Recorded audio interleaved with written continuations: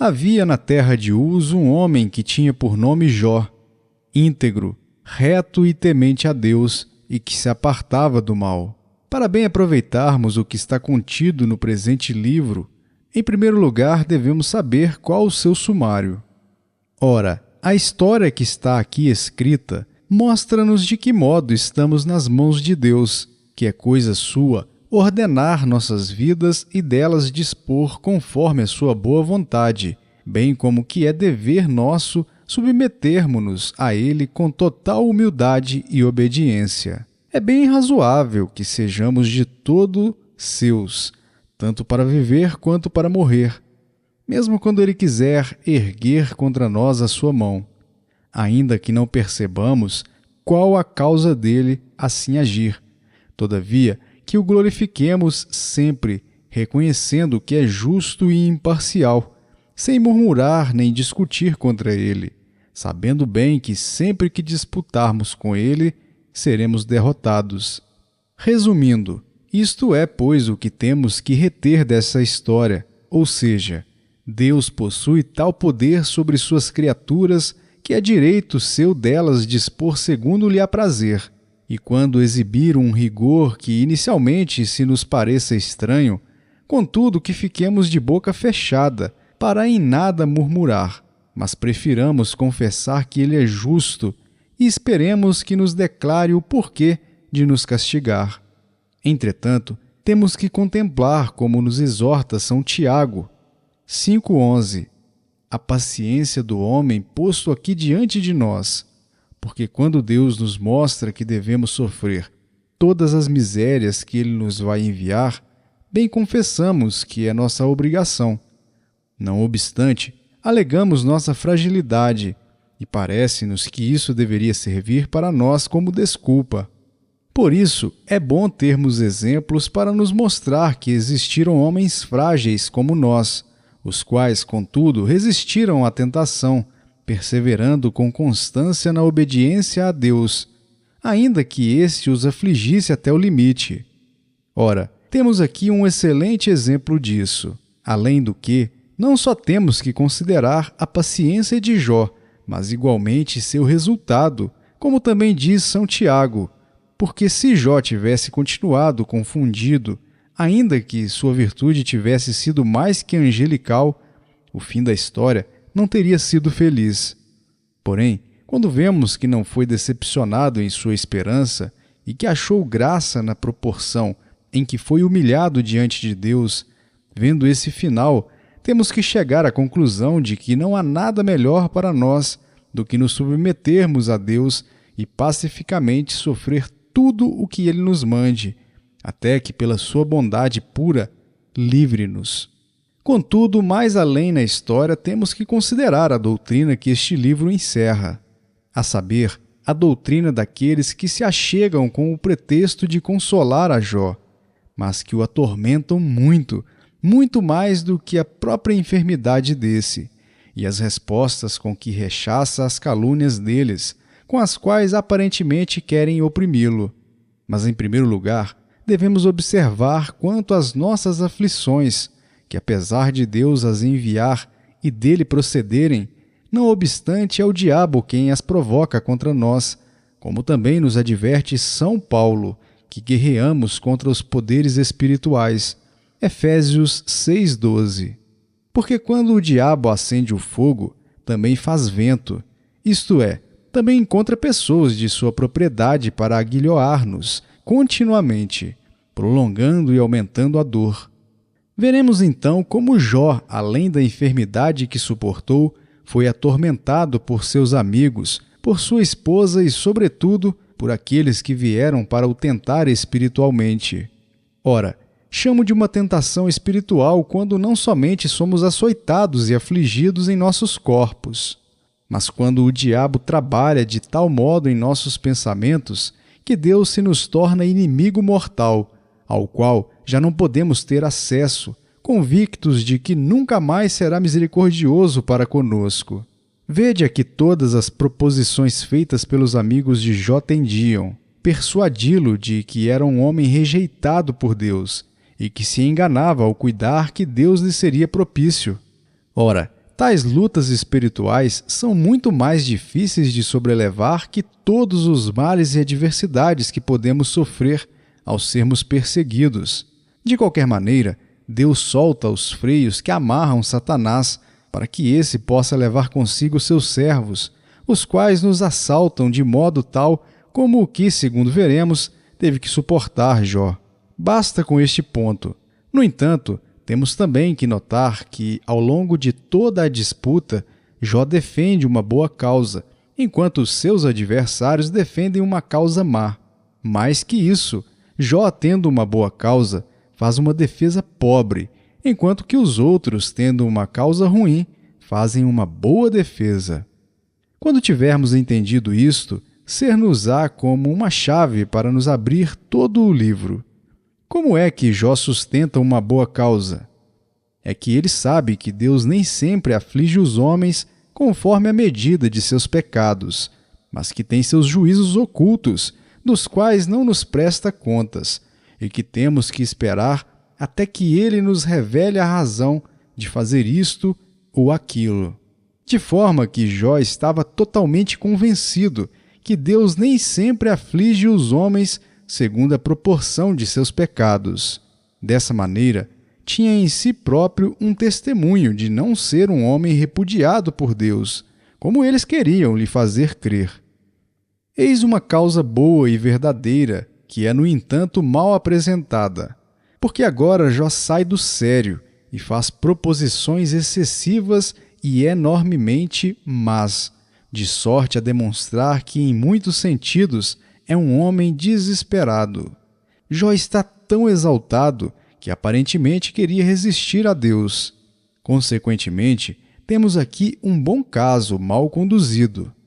Ora, de maneira contrária, os que defendem a causa má, que Deus sempre castiga aos homens conforme a medida de seus pecados, têm belas e santas máximas, nada havendo em suas proposições que não devamos receber, como se o Espírito Santo as houvesse pronunciado. Pois que são a pura verdade, constituem os fundamentos da religião, tratam da providência de Deus, de sua justiça e do pecado dos homens. Então, temos aqui uma doutrina a qual temos que receber sem contradições, mesmo que o resultado procurado por essa gente, o de levar Jó ao desespero e precipitá-lo no abismo, seja completamente mau. Em tudo isso, vemos que, tendo um bom fundamento, devemos considerar como edificar sobre ele, de maneira que tudo se harmonize, tal como declara São Paulo, 1 Coríntios 3,10, ao afirmar que edificou desde que fundou a Igreja sobre a pura doutrina de Cristo, para que haja tal conformidade que aqueles que viessem depois dele não usassem como fundação nem palha, nem feno, nem material inservível, caduque, mas que haja um bom fundamento, firme e sólido. De modo que, ao longo de toda a nossa vida, devemos examinar se estamos fundados em uma boa e justa razão.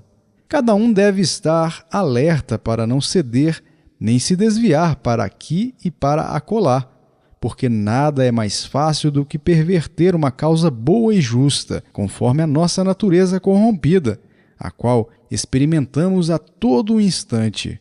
Deus haver-nos-á mostrado sua graça, dando-nos uma boa causa, mas de igual modo seremos aguilhoados por nossos inimigos, para que não possamos nos controlar, nem seguir simplesmente ao que Deus nos ordena, sem acrescentar algo de nós mesmos no lugar. Então, vendo que tão facilmente nos desencaminhamos, temos que orar tanto mais a Deus, para que, quando nos tiver dado uma boa causa, guie-nos com toda a singeleza por seu Espírito Santo, para que não passemos dos limites que ele nos tem traçado em sua palavra. Por outro lado, também somos admoestados a não aplicar a verdade de Deus para um mau uso. Seria profaná-la, como essa gente aqui. Malgrado ela falar coisas santas. Como já o temos declarado e como ainda veremos de maneira mais completa, é sacrílega, porque corrompe a verdade de Deus, abusando dela com falsidade, aplicando a um mau propósito o que em si é bom e justo. De modo que, quando Deus nos tem feito conhecer Sua palavra, aprendamos a recebê-la com temor tal que jamais a empreguemos para ofuscar o bom nem tornar atraente o que é mau, como a miúde se sucede com os mais inteligentes e os mais sábios, que dão a larga abusando do conhecimento que Deus lhes há dado, fazendo fraudes e malícias, transtornando tudo, de forma que só se enredam a si mesmos. Vendo que o mundo é apegado a tais vícios, devemos orar mais ainda para que Deus nos dê a graça de aplicar Sua palavra ao uso que Ele quer, isto é, a um uso puro e simples. Em resumo, isto é o que devemos observar. Agora, havendo entendido o que há no livro, devemos prosseguir para coisas mais extensas, de modo que depreendamos, segundo o desenvolvimento da narração, aquilo em que brevemente se tocou. É dito: havia na terra de Uz um varão chamado Jó, e era este homem perfeito e reto, temente a Deus e que se apartava do mal. Não podemos nem sabemos como adivinhar quando viveu Jó. Somente se percebe que foi em tempos muito remotos. Alguns judeus, inclusive, têm opinado que Moisés foi o autor do livro e que deu este exemplo ao povo para que os filhos de Abraão, descendentes da raça desse, soubessem que Deus havia demonstrado graça a pessoas alheias a tal linhagem, para os envergonhar quando não andaram com pureza no temor de Deus, para que vissem que esse homem, que não havia recebido o sinal da aliança, que não havia sido circuncidado, porém era pagão, conduzia-se tão bem.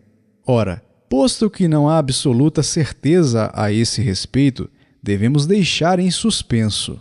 Entretanto, tomemos aquilo do qual não há dúvidas, a saber, que o Espírito Santo ditou esse livro com o seguinte propósito: que os judeus conhecessem que Deus teve gente, que, conquanto não havia sido separada do resto do mundo, conquanto não tivesse recebido o sinal da circuncisão, todavia serviu-o com toda pureza de vida.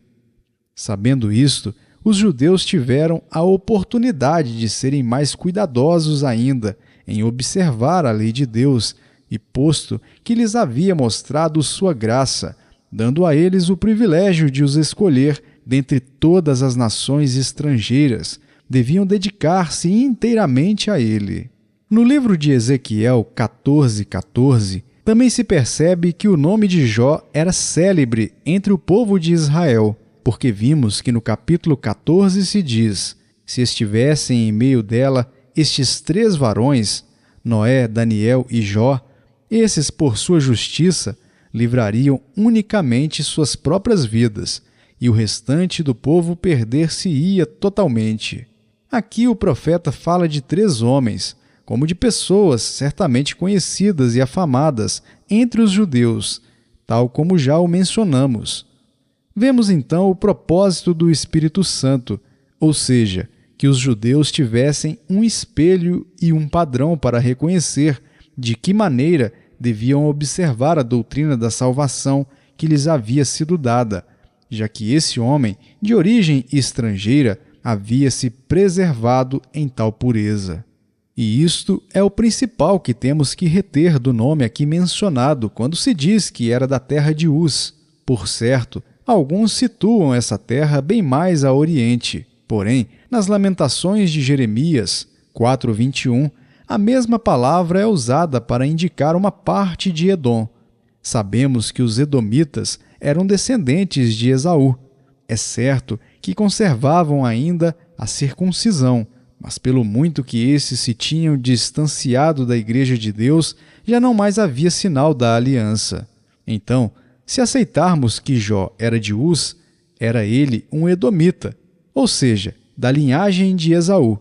Ora, sabemos o que foi dito pelo profeta, Malaquias 1:2, que apesar de Esaú e Jacó serem irmãos gêmeos de um mesmo ventre, Deus, em sua bondade pura, havia elegido a Jacó e rejeitado a Esaú, a quem amaldiçoou junto com toda a linhagem desse.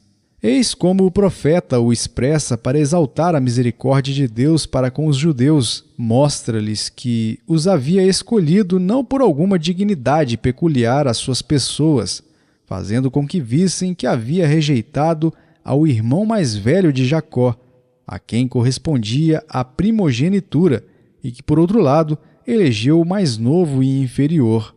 Então, ainda que esse homem fosse descendente da linhagem de Esaú, vemos, não obstante, em que integridade viveu e como serviu a Deus, não somente relacionando-se com os homens em retidão e equidade, mas tendo uma religião pura, não contaminada com as idolatrias e superstições dos incrédulos.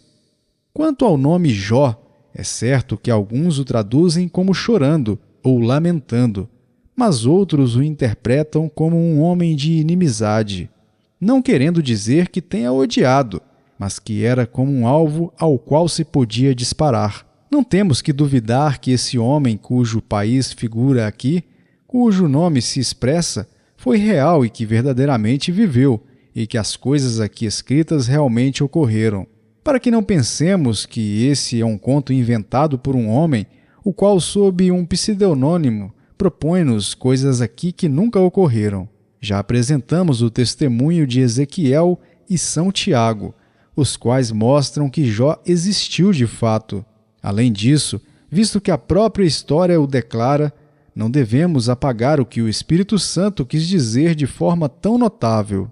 De resto, temos que observar, com respeito àquela época, que apesar de o mundo estar afastado do verdadeiro serviço a Deus e da religião pura, entretanto, havia muito mais integridade que hoje, inclusive no papado. Com efeito, vemos que desde o tempo de Abraão, Melquisedeque conduzia a Igreja de Deus e os sacrifícios, os quais estavam sem profanação alguma. De forma que, apesar de que a maior parte do mundo estava contaminado, apesar de que a maior parte do mundo estava envolta em muitos erros, em falsas e malvadas fantasias, no entanto, Deus havia reservado alguma pequena semente para si, e sempre teve ele alguém que foi mantido sob a verdade pura, sim, a qual de contínuo esperava quando Deus estabeleceria sua igreja e escolheria um povo, a saber, a descendência de Abraão, a fim de que eles soubessem que foram separados do restante do mundo. Ora, é bem verdade que Jó viveu em uma época em que a Igreja de Deus, todavia, não estava tão desenvolvida quanto estaria depois. Sabemos que, aparentemente, os filhos de Israel, enquanto viviam no Egito, haveriam de ser aniquilados. Inclusive, vemos a que extremos chegaram no final quando Faraó ordenou a morte dos varões. E no deserto pareceria ainda que eram rejeitados por Deus. Havendo chegado à terra de Canaã, tiveram grandes lutas contra seus inimigos, e inclusive o serviço de Deus não estava ainda estabelecido, tampouco o tabernáculo, como se havia requerido. Deus, não havendo estabelecido ainda uma forma de igreja que fosse visível, quis que sempre houvesse uma pequena semente entre os pagãos, para ser por ela adorado, e também para condenar aqueles que, como os pagãos, haviam se apartado do reto caminho. Porque Deus não precisou senão de Jó, para que fosse juiz de toda uma nação. Assim também, Noé condenou todo o mundo, como diz as Escrituras, pois que se manteve ele sempre em pureza, caminhando como que perante Deus em uma época em que todos se tinham olvidado desse e se desviavam nas próprias superstições. Eis então Noé como juiz do mundo inteiro, para condenar aos incrédulos e rebeldes. Foi assim que Jó condenou todos os dessa região, porque servia a Deus com pureza, enquanto os outros estavam cheios de idolatrias, infâmias e muitos erros. E isso aconteceu porque a gente não quis reconhecer aquele que é o Deus verdadeiro e vivente, nem entender como e de que maneira queria ser honrado. Contudo, Deus sempre considerou que, como já se disse, os malvados e incrédulos deviam ser reputados inexcusáveis. Por isso, sempre quis que houvesse algumas pessoas que seguissem o que ele declarou aos antigos pais. Tal se deu com Jó, segundo nulo apresenta as Escrituras, e a narração nos mostra bem com que pureza servia a Deus, vivendo entre os homens com toda a retidão. Disse aqui que esse homem era íntegro. Ora, nas Escrituras esta palavra é usada de forma genérica, indicando que não há falsidade nem hipocrisia em um homem, sendo que o que se vê exteriormente é o que existe no interior, e que não se conserva um lugar no fundo para se apartar de Deus, mas que seu coração e todos os seus pensamentos e afeições são expostos, sem outra aspiração que não a de se consagrar a Deus e se dedicar por inteiro a Ele. Essa palavra foi traduzida como perfeito, tanto por gregos quanto por latinos. Porém, dado que posteriormente a palavra perfeição teve um uso impróprio, é muito mais preferível utilizar a palavra integridade. Porque muitas pessoas ignorantes, desconhecendo o sentido de tal perfeição, pensaram: aqui há um homem que é descrito como perfeito, do que se deduz que podemos ser perfeitos por nós mesmos, enquanto andamos nesta vida. Ofuscaram a graça de Deus, da qual sempre carecemos, porque aqueles que desejam andar com a maior retidão ainda necessitam ter seu refúgio na misericórdia divina. Porque se seus pecados não lhes forem perdoados, e se não forem sustentados por Deus, eis que todos perecerão. Dessa forma, pois, conquanto tenham um bom propósito os que usam a palavra perfeição, todavia, visto alguns a terem distorcido para um sentido contrário, como eu disse, conservemos a palavra integridade. Então temos aqui Jó sendo chamado íntegro. Como? É porque não havia hipocrisia nem falsidade nele, porque não era de coração dobre, porque a Escritura, quando deseja se referir ao oposto da virtude da integridade, fala de coração e coração, isto é, de coração dobre. Notemos então, primeiramente, que esse título é atribuído a Jó para destacar que era ele de um afeto puro e simples, e que não era duas caras, que não olhava para um lado com um olho e com o outro para o oposto, que não servia a Deus pela metade, mas que labutava para se entregar inteiramente a Ele. É certo que jamais alcançaremos integridade tal que cheguemos a essa meta, como seria de se desejar, pois que os que seguem o caminho direito, ainda que cocheando por ele, são sempre débeis, arrastando as pernas e as asas. Isso, pois, é o que nos ocorre enquanto estamos sujeitos a esse corpo mortal, até que Deus nos tenha livrado de todas essas misérias, às quais estamos atados. Não alcançaremos, como dissemos, uma perfeita integridade. No entanto, devemos chegar a essa sinceridade e devemos renunciar a toda pretensão e falsidade. Ademais, notemos que a verdadeira santidade começa no interior. Mesmo que no mundo tenhamos a melhor aparência diante dos homens, e mesmo que conduzamos nossas vidas tão bem que o mundo nos aplauda, se não tivermos essa sinceridade e integridade perante Deus, de nada nos servirá. Pois a fonte tem que ser pura, para que as águas saiam puras. Do contrário, a água, ainda que seja clara, contudo terá sabor amargo, ou estará contaminada de algum outro modo.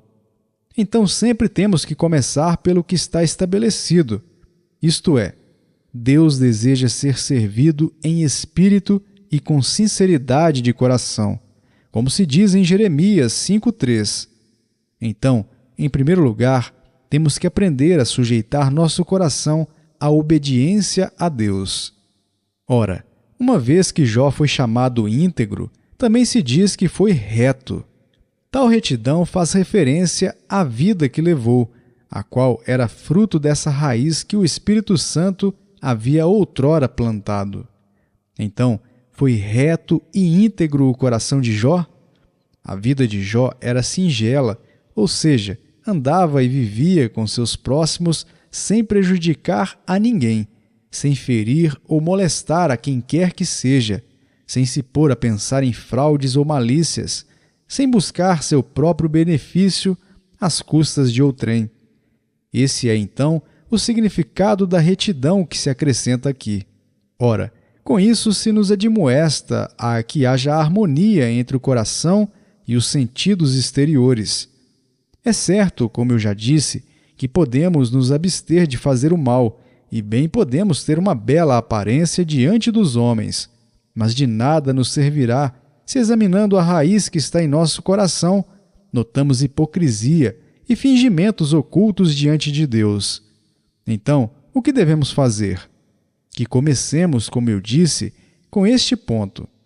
Portanto, para se ser íntegro, os olhos e as mãos, bem como os pés, os braços e as pernas, têm que corresponder, porque com toda a nossa vida declaramos que anelamos servir a Deus e que não é vão o nosso testemunho de querermos ser íntegros em nosso interior. E é por isso também que São Paulo exorta aos Gálatas 5:25, para que caminhem segundo o Espírito, se vivem segundo o Espírito.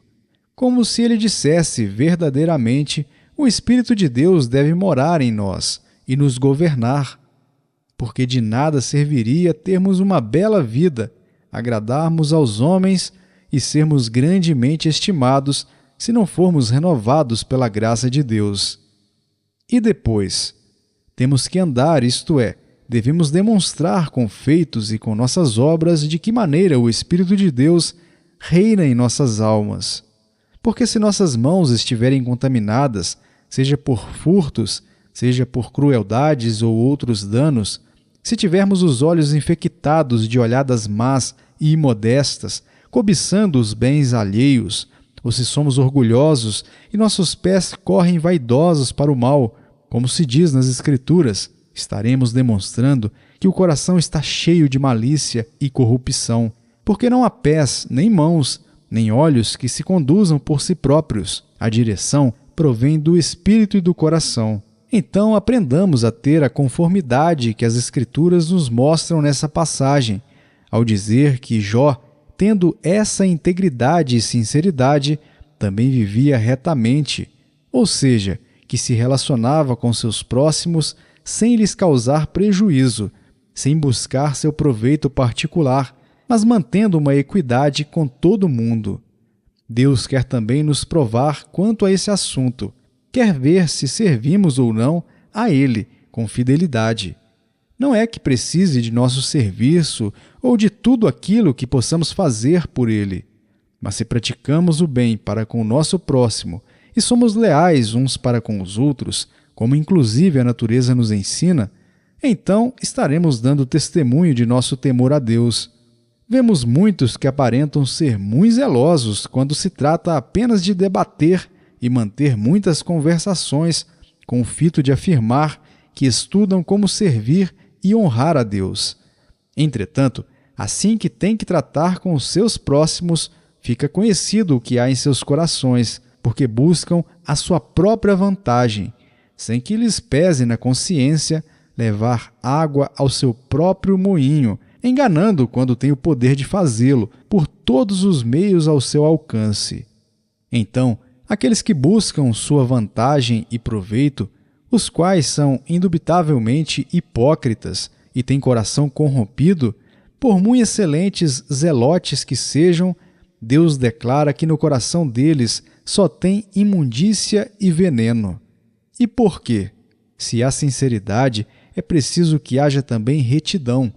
Isto é, se no interior o afeto é puro, ao nos relacionarmos com os homens, procuraremos o bem de cada um deles, sem sermos dados a nós mesmos e a nossos interesses particulares, mas teremos a equidade que Jesus Cristo declarou ser a regra da vida e o resumo de toda a lei e os profetas, isto é, que a ninguém façamos senão o que queremos que se nos faça a nós. Então, observemos que nesse elogio a Jó, muita gente é condenada pela declaração do Espírito Santo de que esse homem não somente era íntegro diante de Deus, mas reto e sincero entre os homens. Essa sinceridade de que aquele fala servirá de sentença e condenação a todos aqueles que estiverem cheios de malícia, para aqueles que somente pretendem roubar e se capturar o que pertence a outros. Os tais são condenados por essa palavra. Agora se segue dizendo: e era este homem temente a Deus e apartado do mal. Além disso, se Jó foi elogiado por haver guardado a retidão e a equidade entre os homens, era de todo imprescindível que também tivesse caminhado diante de Deus, porque sem isto o resto de nada vale. Não podemos deveras viver com nossos semelhantes, como eu já o disse, sem fazer mal a ninguém, procurando o bem de todos, se não nos lembramos de Deus.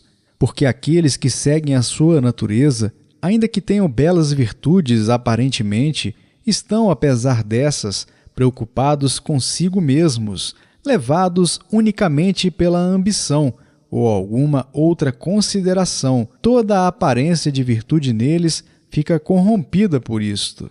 Mas, ainda que não sejamos capazes de alcançar essa retidão sem temer a Deus, há aqui duas coisas distintas. 1. Servir a Deus. E 2. Honrar ao nosso próximo, como também Deus as tem distinguido em sua lei, quando quis que fossem explicadas em 2 tábuas. Notemos então que, pondo diante de nós a palavra retidão, o Espírito Santo quis declarar como se conduzia Jó entre os homens. Da mesma maneira, quando diz que esse era temente a Deus, quis destacar a religião que havia nele. Ora, com isto se nos admoesta que, para bem governar a nossa vida, devemos nos lembrar de Deus e depois de nossos semelhantes. Recordemo-nos de Deus, digo, para nos entregarmos a Ele, para prestarmos a veneração que lhe é devida. Recordemo-nos de nossos próximos para sermos conscientes de nossa responsabilidade para com eles e para os ajudar, conforme somos admoestados a viver equilibrada e retamente. Já que Deus nos uniu, que cada um esteja atento para usar todas as suas faculdades para o bem comum de todos. Eis como devemos considerar tanto a Deus como aos homens, a fim de bem ordenar nossas vidas. Porque o que somente considera a si próprio, certamente só tem em si vaidade. Pois se uma pessoa quer ordenar sua vida de forma que aos olhos dos homens não haja defeitos naquela, e se Deus a desaprova, de que lhe haverá proveito tanto esforço para andar de modo que todos o exaltem? Diante de Deus apenas haverá corrupção, e as palavras escritas por São Lucas, 16,15, terão que ser cumpridas.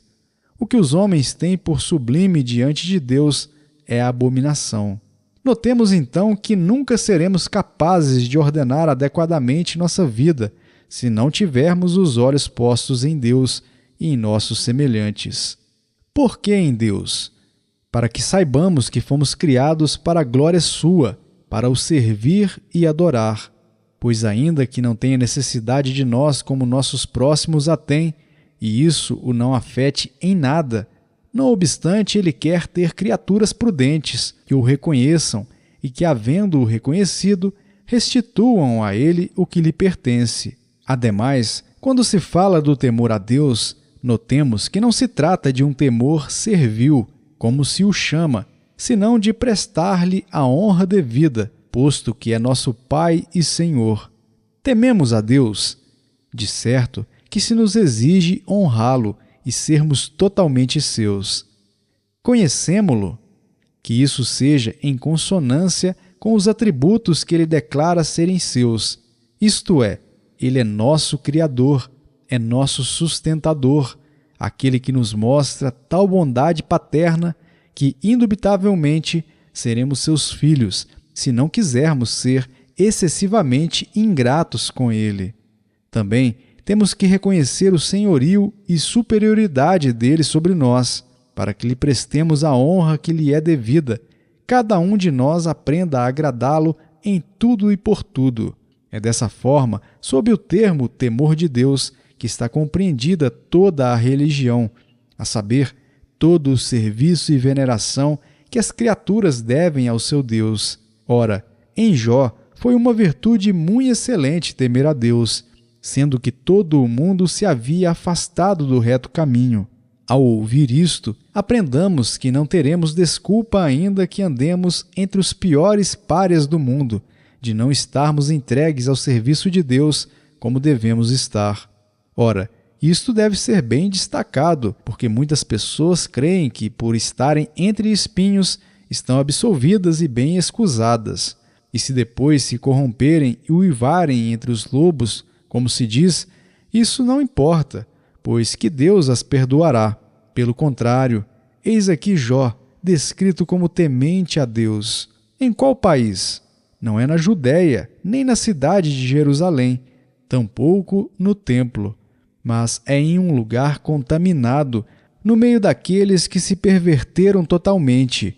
E estando, pois, entre semelhante gente, todavia foi preservado, vivendo de maneira a andar em pureza com seus semelhantes, conquanto todos esses estivessem cheios de crueldades, ultrajes, pilhagens e coisas tais. Notemos que isso nos tornará muitíssimo mais vergonhoso, se de nossa parte não considerarmos como nos preservar puros para o serviço de Deus e do nosso próximo, quando Ele nos der uma ocasião tal como a que agora temos, isto é, que a palavra de Deus é-nos pregada todo dia para sermos exortados e corrigidos quando houvermos falhado. Então, devemos estar atentos ao que aqui se nos mostra. Agora, concluindo, observemos bem o que aqui se adiciona ao texto. Era este homem apartado do mal, porque é assim que este homem superava todas as dificuldades e lutas que o podiam ter impedido de servir a Deus e de viver retamente no meio dos homens. Ele mesmo se lembrava de saber bem que, se houvesse permitido a si fazer o que os outros faziam, teria sido um homem completamente devasso e teria se convertido em inimigo de Deus. Então, Jó não andou com tal sinceridade e integridade no temor de Deus, sem ter muitas lutas, sem que o maligno tivesse a intenção de pervertê-lo e levá-lo a todas as corrupções do mundo. Mas ele se apartava do mal, ou seja, absteve-se. O que então nós temos que fazer? Apesar de estarmos na Igreja de Deus, todavia veremos muitos males. E ainda que devesse haver, nunca haverá sinceridade ou pureza tais que fiquemos livres de nos misturar entre muitos escarnecedores, gente corrompida, que, como tições do inferno, pestes mortíferas, infectam a todos. Devemos, pois, nos manter em guarda, visto como há grandes escândalos e dissoluções que nos corromperiam incontinenti. O que fazer, então? Apartemo-nos do mal, ou seja, batalhemos contra tais assaltos, seguindo o exemplo de Jó. E quando vemos que muitos vícios e corrupções reinam no mundo, mesmo que tenhamos de nos misturar entre eles, todavia, que não nos manchem, nem digamos como os homens estão acostumados a dizer que devemos uivar entre os lobos, mas devemos seguir o conselho do exemplo de Jó, apartando-nos do mal e apartando-nos de tal modo que Satanás não possa, por meio de todas as tentações que porá diante de nós, contudo, que permitamos que Deus nos purifique de toda a nossa imundície e corrupção, segundo o que Ele nos prometeu no nome de nosso Senhor Jesus Cristo, até que nos haja limpado das manchas e contaminações deste mundo, para nos reunir com seus anjos e nos fazer partícipes da felicidade eterna a qual devemos ora aspirar. Agora nós nos apresentaremos perante a face de nosso bom Deus.